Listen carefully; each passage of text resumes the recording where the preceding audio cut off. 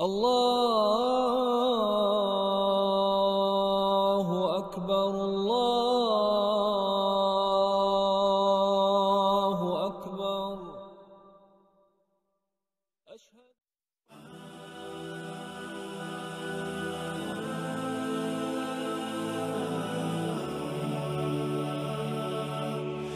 Kıyamet günü deydi, men күллі адамзаттың мырзасы болам дейді.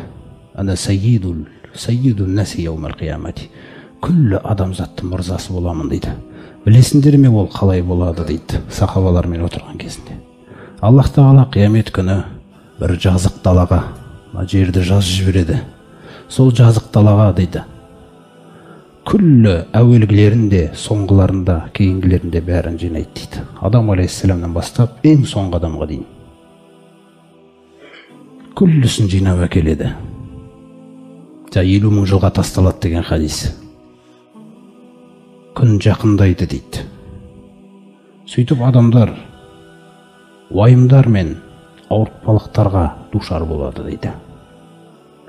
Бәленбай жылға тастауының хикметінің бірі ғұламалардың түсіндіруінде.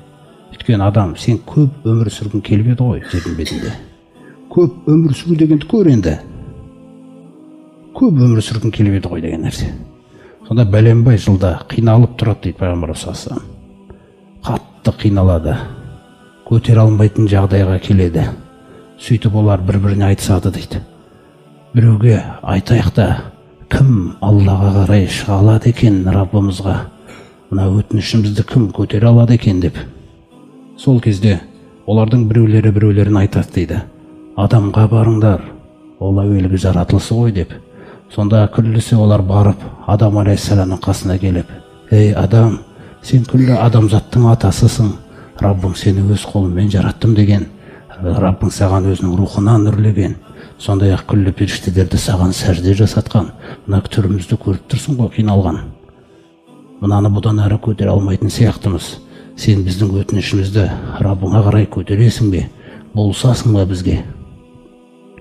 Дегенде Адам алейхиссалам айтады, Раббым маған ағашқа жақындама деп бұйырған еді.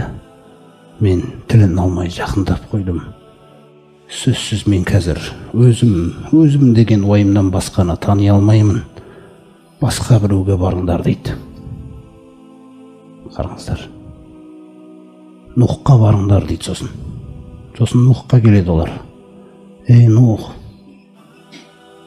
сен біздің қандай жағдайда тұрғанымызды көріп тұрсың ғой. Раббыңа қарай көтерші біздің жағдайымызды. Болышшы бізге. Өтінішімізді көтерші. Дегенде Нух айтады. Сол кезде Раббымның әмірімен болса да, жердің бетінде кәпірлерден біреуін қалдырма деп дұға қылған едім. Сол дұғам үшін оялам Раббымнан дейді. Сөзсіз менің қазір бетім жоқ. Тек қана нәфси, өзім деген уайымнан басқаны мен қазір ойлай алмаймын.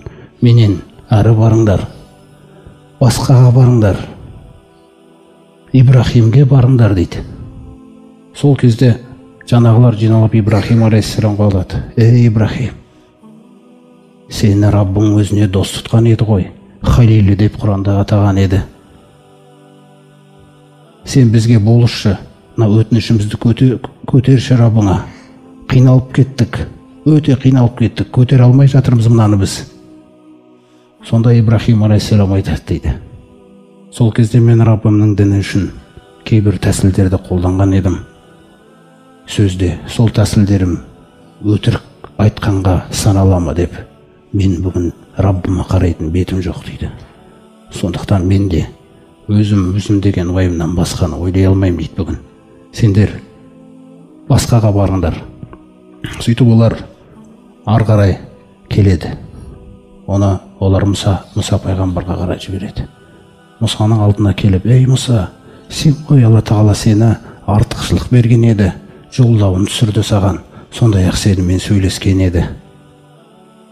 Сен көтерерсің мүмкін біздің өтінішімізді Раббыңа қарай.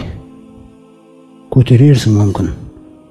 Біз қиналып кеттік дегенде Мұса алейхиссаламды айтады. Менің де абайсызда қолым бір кісіге тиіп мерт болған еді. Сөзсіз менде бүгін бет жоқ Раббыма қарай сөйлейтін. Мен тек қана бүгін өзім деген уайымнан басқаны уайымдай алмаймын дейді. Сөйтіп ол Исаға жібереді. Иса пайғамбарға қарай келеді. Сонда олар: Иса, сен Аллах тағаланың бол деген сөзінен жаралған едің. Бесікте сөйлеген едің. Иса, сен көтерерсің бізге. Раббыңа қарай біздің өтінішімізді. Біз қатты қиналып кеттік. Көріп тұрсың ғой жағдайымызды.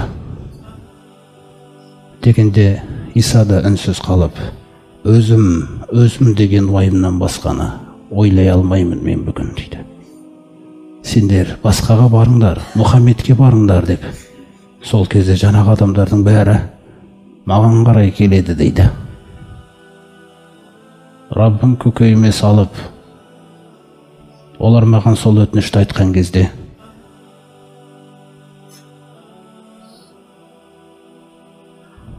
мен әлемдердің Раббысының аршысының астына барамын. Сөйтіп сол жерде сәждеге жығыламын.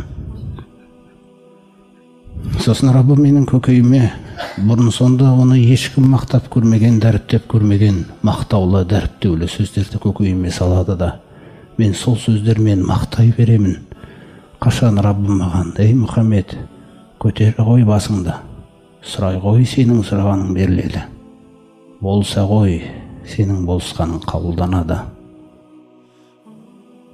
Сол кезде пайғамбарымыз саллаллаху тұрып: үмбетіңді жәннатқа кіргізе бер деп, жаңа хадистің ар жағы тағы біразға созылады.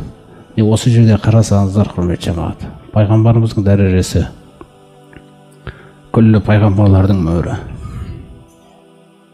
Бұл хадиске мына нәрсені байланыстырсақ, біз сіздер түсінесіздер.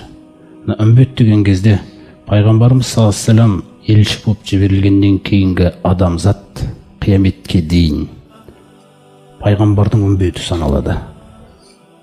Пайғамбардың үмбеті саналғанда бұның қарастырылуы өзі екі түрде.